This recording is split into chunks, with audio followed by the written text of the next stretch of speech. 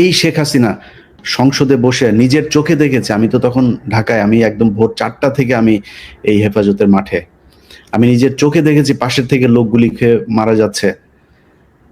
আমি শেষ ছিল আমার, আমি লাইভ আমাদের 21 টিভি বন্ধ করে প্রায় 2-3 ঘন্টা সেদিন বন্ধ ছিল, কনক ভাই মনে আছে নিশ্চয়ই। তো তারপরের দিন শেখ হাসিনা সংসদে গিয়ে বলল যে ওরা রং মেখে তারপরে শুয়েছিল, একটা ক্যাজুয়ালিটি হয় নাই। এত নির্মম রসিকতা কোনো মানুষ করতে পারে? তো আওয়ামী লীগের জন্য আমাদের ভেতরে কিন্তু মায়া আছে। আমাকে দিয়ে হাসিনা যেটা করেছে সেটা ইভেন আওয়ামী লীগের অনেক মানুষ, আপনারা যাকে তাকে ভালোবাসেন, তারাও পারবেন না। এ যে ধরনের মানে নিষ্ঠুর আচরণ করে, এটা আপনাকে দিয়েও সম্ভব না। তো আমরা শুধু এইটুকুই বলতে চাই যে এই দেশের রাজনীতিকে আজকের এই পর্যায়ে নিয়ে এসেছে শেখ হাসিনা। যে মুজিবুর রহমান খারাপ ছিল না ভালো ছিল সেটা নিয়ে আলোচনা করতে গেলে ওই দাদার একটা বই আছে, ওইখানেই শুনেন। এই যে এখন বলে না, আজকালকে একটা পোস্ট দেখলাম, সে পোস্টের মধ্যে লেখা হচ্ছে যারা নাকি বীরাঙ্গনা ছিল 71-এর সময়, যারা নাকি মানে ইয়ে হয়েছিল, যাদের কোনো পরিচয় ছিল না, এরকম কিছু মানুষকে নাকি শেখ মুজিব বলেছে লিখে দিও 32 নাম্বার তাদের ঠিকানা, শেখ মুজিব আমাদের বাবা। এই শেখ মুজিব বিদেশিদের সাথে চুক্তি করেছে তাদেরকে বাইরে পাঠিয়ে দেওয়ার জন্য, সে বাংলাদেশে রাখতে চায়নি তাদেরকে। দূষিত রক্ত বলছে, দূষিত রক্ত বলেছে।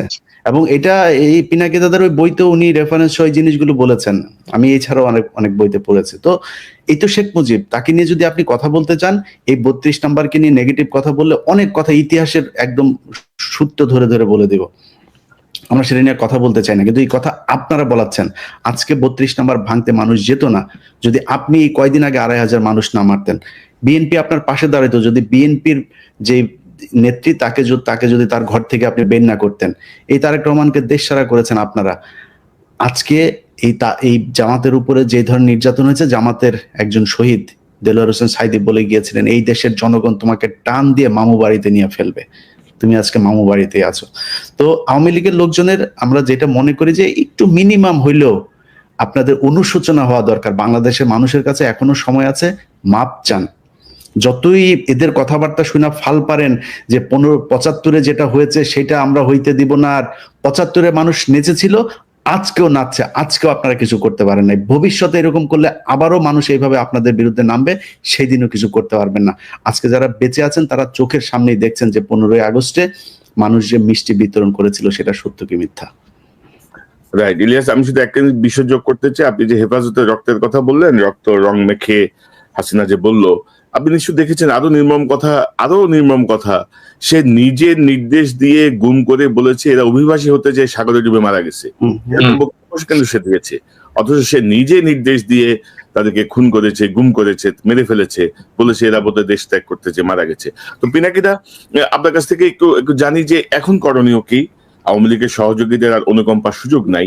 এই জায়গাতে আমাদের রাজনৈতিক দলগুলো কি করতে পারে, সরকারের ভূমিকা কি হওয়া উচিত আগামীকাল থেকে? আপনার মন্তব্যটা আমরা জানতে চাই, আপনার বক্তব্যটা জানতে চাই। আমি প্রথম থেকে যখন 5ই আগস্ট হলো তারপরে কিন্তু আমার চিন্তা ছিল যে কিভাবে রিকনসিলিয়েশন করব, কিভাবে তাদেরকে সমাজে এটা আবার ফেরত নিয়ে আসবো, তারা অনুশোচনার মধ্যে দিয়ে, ক্ষমা প্রার্থনার মধ্যে দিয়ে সমাজে ইন্টিগ্রেটেড হবে। কিন্তু সেটা হলো না, এবং আমরা প্রত্যেকেই আমরা একমত যে তাদের মধ্যে অনুশোচনার বিন্দু মাত্র কোনো ইয়ে নাই, এবং তারা জুলাই বিপ্লবকেই বরং প্রশ্নবিদ্ধ করার জন্য তারা নানা ধরনের ন্যারেটিভ তৈরির চেষ্টা করেছে। So no mercy. এখন আর কোনো ক্ষমা নয়। বাংলাদেশের ভেতরে বসে যারা আওয়ামী ফ্যাসিবাদের কথা বলবে, সহানুভূতি দেখাবে, ওই শাওন টাউন সহ, যে বলে না কেরা উঠছে, শাওন টাউন সহ যারা বলবে, তাদের সবাইকে জয় বাংলা করে দিতে হবে। এবং আমাদের আগামী 1 মাস ধরে, ওরা 1 মাসের কর্মসূচি নিয়েছে না, আমাদের আগামী 1 মাস ধরে আমাদের কর্মসূচি চলবে এদেরকে জয় বাংলা করা।